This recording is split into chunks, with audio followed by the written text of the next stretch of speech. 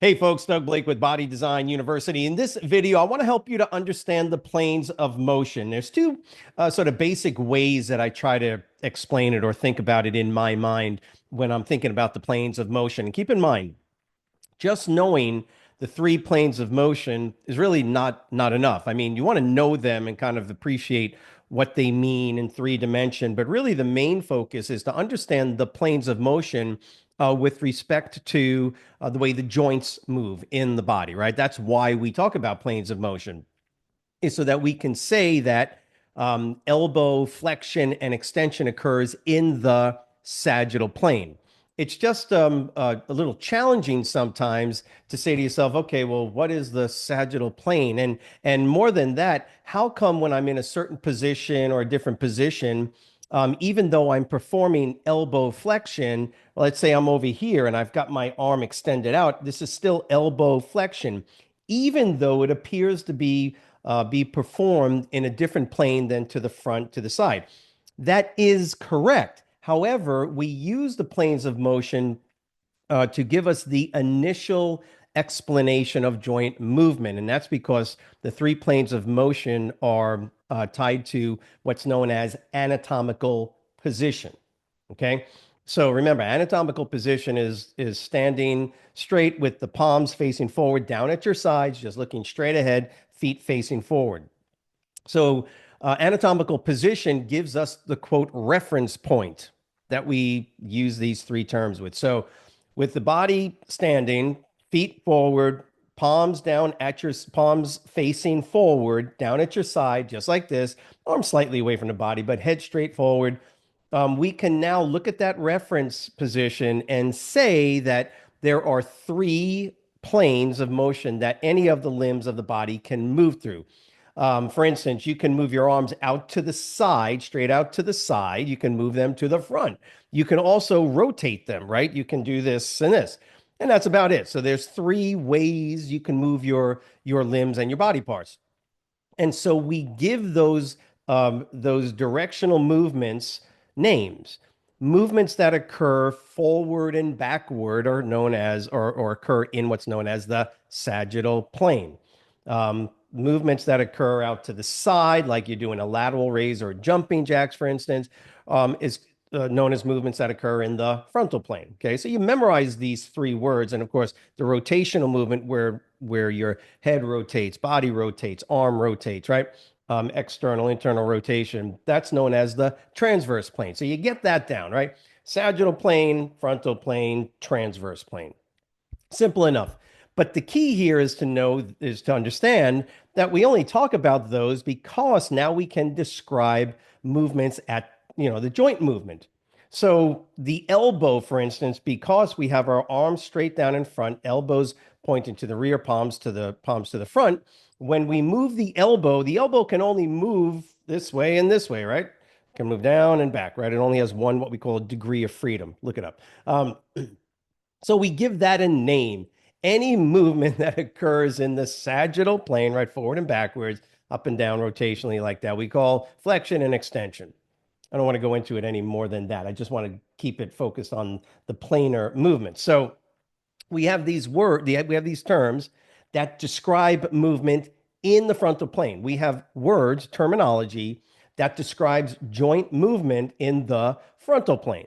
And those words are abduction and adduction, right? They occur in the frontal plane. And then in the transverse plane, we have terms that describe this rotational, because the axis of the body that goes up and down rotates around that axis, right? And so those terms are internal or medial rotation and external or lateral rotation. You commit those terms to memory. Now, there are other specialized terms to describe movement at the wrist, known as supination and pronation. Those occur in the transverse plane. You have, instead of saying ankle flexion, I never understood this, by the way, but maybe I just haven't researched it enough.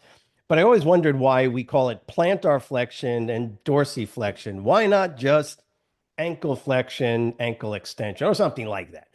But that's not how it works. So we just go with what the standard terminology is. So we have plantar flexion and dorsiflexion at the ankle. Nevertheless, How then do we remember what the sagittal, frontal, and transverse planes are? Really simple. Like I said at the very beginning of the video, there's two main ways I kind of remember it. And one is to think of two walls, imaginary walls, right, that are moving in on you either from side to side or from front to back. And that's going to define for you the sagittal and frontal plane. Just imagine you're standing there and a wall on either side of you comes and collapses you in, touches against your shoulder, and you can't move because those walls are squeezing you in like this. You can't turn your head. You can't turn your head this way. The only way you can move is this way because the wall magically also collapses onto your head. So you can't turn your head against it like this. You can only, right? So the movements are like this, right? And the elbows, I can only move my elbows this way. I can only move my arms backwards and forwards. I can only move my legs like I'm walking forward and backward, like I'm marching, right?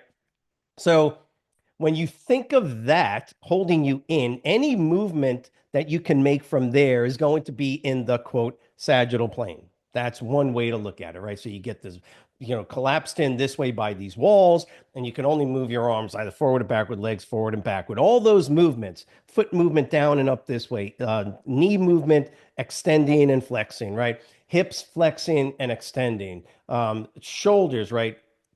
Flexing and extending, elbows flexing and extending. That's neck flexion and extension. Those are the movement patterns that occur in the sagittal plane. So that's one way to think about it. Now, same thing on the frontal plane. So sagittal plane, walls are collapsing in from side to side on you. You can't move this way. Imagine those walls now are front and back, right? So they're squeezing you like on your back and the front. You can't move forward and backward anymore because these walls are closing and squeezing you from front to back. The only way you can move is like up and out. I can only turn my head side to side.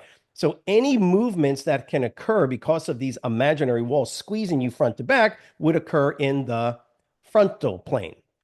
Again, just a way to look at it. I can only move my legs out to the side, can't move them forward or backward because these walls, imaginary walls, are crushing me from the front and from the back. Now, I can't tell you how to use that same analogy for rotational movements because now we're talking about collapsing a wall and that just doesn't work. You just got to remember that the transverse movements are rotational. I don't know how you're going to remember that, but if you can figure something out, write it in the comment section below. As long as I got one of them, if I can figure out sagittal, the frontal is not that difficult, and then a transverse is just simply rotational stuff. Now, that's one way that I used to think about how to imagine a sagittal plane. The other way, and sometimes this could be a little bit more challenging, but some folks find it easier, is instead of walls collapsing in on you, imagine an imaginary, and you'll see this when you look in textbooks generally, is imagine a plane of glass, like infinitely thin, but it cuts you straight down, or what we call bisects you straight down the middle. Now remember, this is an infinitely long, infinitely high plane of glass. It's imaginary, and I'll tell you what, I'll use this. So it's a manila folder, right? So imagine this manila folder. You can see this, right? So manila folder is an imaginary plane of glass, and it bisects me all the way down, and it's infinitely back and infinitely forward, infinitely up, right? And so imagine this is right in the center. I'm just trying to center it for you in the video. Imagine this cuts me straight down and essentially bisects me from my left and right half. That's why you'll hear it like that. The sagittal plane cuts you in half, basically, right? Bisects the body into a left and a right half. And any movement that you imagine that you have to clean, take your palm of your hand, squirt some cleaner on it, and imagine you have to clean that plane of glass that's like cutting you in half. Okay. How would you do it? You would have to wipe it this way, right? So imagine I'm on this side and I'm wiping it this way. So any movement that rubs against this imaginary plane of glass, right? Any movement, like with my foot, if I was to do it with my foot, if I do it with my hands, I don't know, if I put a washcloth on my face and I was to do it with my face, I could write what anything that rubs against the plane of glass this way and this way, forward, backward, up and down, right? You get the idea. Those movements would occur in the sagittal plane. Do the same thing. Take your imaginary plane of glass that goes infinitely that way, and bisects you, right? And creates a front half and a back half. Remember, sagittal plane cut you down the middle, left and right. Frontal plane cuts you down the middle and creates a forward and a posterior part, right? So now do the same thing. Try and wipe that any movement that occurs like this, where I'm wiping that plane of glass, so to speak, occurs in the frontal plane, right? So anything like this, movements this way, right? And so imagine now lateral raises, classic example of an exercise done in the frontal plane. Get the idea. Pressing movements that have my elbow back in line with my shoulder, frontal planar movements.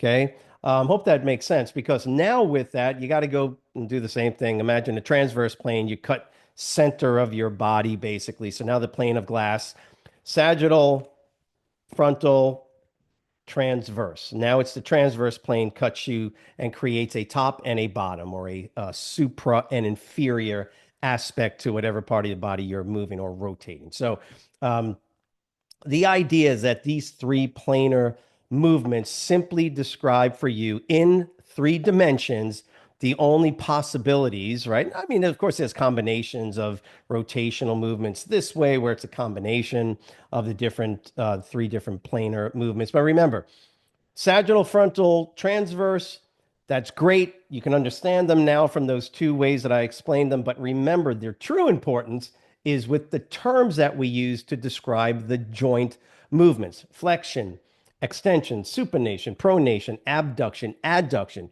elevation, right, of the scapula. So elevation of the scapula, depression of the scapula, internal rotation, external rotation.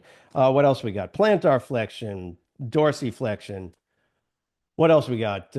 Yeah, that's pretty much it for the most part. I hope it was helpful that I explained it to you because I'm asked this question quite often to explain the planar movements. And like I say, those 2 ways to understand it are the ones that I've always used, and I've always explained it that way to students. If you got another way, just let me know in the comment section. By the way, make sure that you subscribe to the channel. Give us a thumbs up if it was helpful for you. Write the word understand in there as well. That's also helpful for us. And there's a notification bell that you can click on, and you will get and know when all the new videos come out. So I'm hoping that this was helpful. Let us know how we can be of assistance. Have a great week. We'll see you next week.